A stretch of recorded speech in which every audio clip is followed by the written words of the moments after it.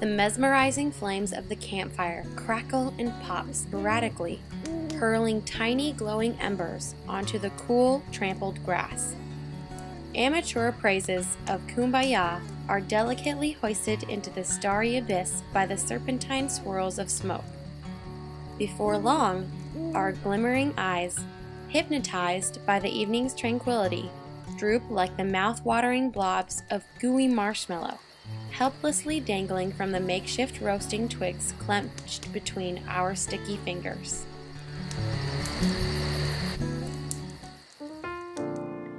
This vivid narrative recalling a traditional night cuddled around a campfire pulls you right into the scene.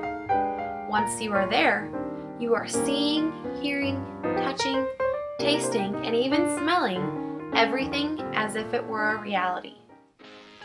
Well, boys and girls, welcome to Dazzling Descriptive Writing.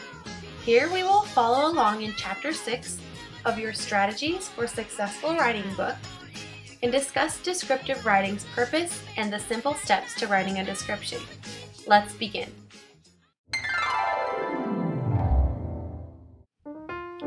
Descriptive writing is found everywhere.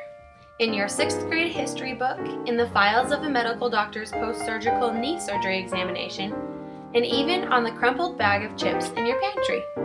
Description can create an image and mood, and it can also around understanding or trigger action. Because of this, description is a captivating as well as critical part of our lives. Before you attempt to write your own descriptions, we must all understand the key components of descriptive writing: sensory impressions, dominant impression, vantage point, selection of details, arrangement of details, and ethical issues.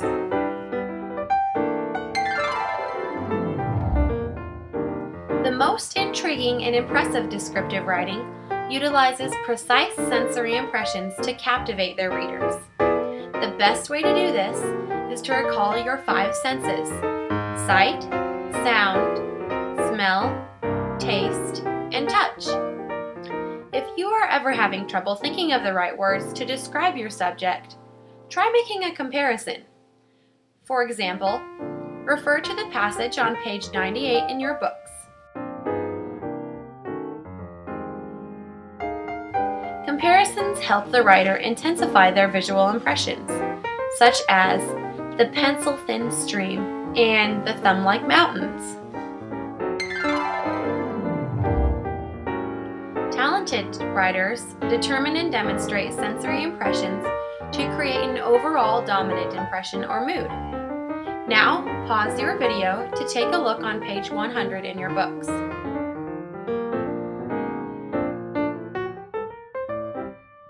The excerpt directly points out the safe and peaceful feeling being expressed by using words such as marvelous stillness and safe universe.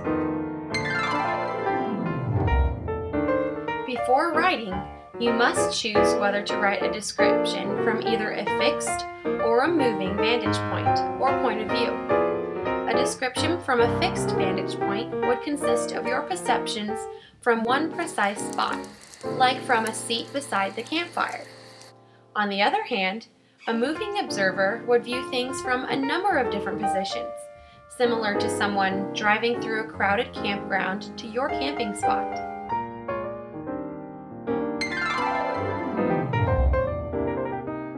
Description can enhance as well as hinder your writing. Too much description distracts and bores the reader, so just include the details that purposefully highlight your intended mood. Just like any other type of writing, description must have an evident organizational pattern to guide the reader. Arrangement methods you could follow may include spatial, importance, or chronological. Descriptions are especially used to entice potential customers, but inaccurate descriptions could create a variety of unwanted outcomes. How would you feel if you planned a vacation to the white sandy beaches of North Carolina, only to find rugged rocks along the water's edge? Finally, we are ready to write our very own descriptions.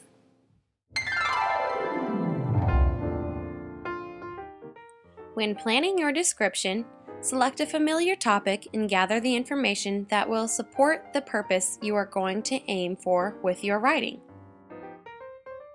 Next, brainstorm a list of potential details you will use to create sensory impressions that will detect your dominant impression. You can all refer to page 105 in your books to view the handy branching method. Third, develop the organizational strategy that will successfully present your own writing. Afterwards, you can write your draft, which will most definitely lead up to much revision. While revising, you may even need to add or cut details, but maintain the consistency throughout your writing. During revision, ask yourself the following questions. Have I written with a clear sense of purpose and audience in mind? Have I conveyed how my topic looks, sounds, feels, tastes, or smells? Have I evoked one dominant impression? Have I used an appropriate vantage point? Have I arranged my details in an order appropriate to the topic? And finally, have I considered appropriate ethical issues? I have had a wonderful time sharing the secrets behind dazzling descriptions with you all, and I hope you have gotten a grasp of it. But before I let you go, I have an assignment for you. Similar to the campfire description presented earlier, I would like all of you to analyze this image and jot down anything that evokes your senses to help you with your descriptive essay due next Friday. Have a wonderful weekend, everyone.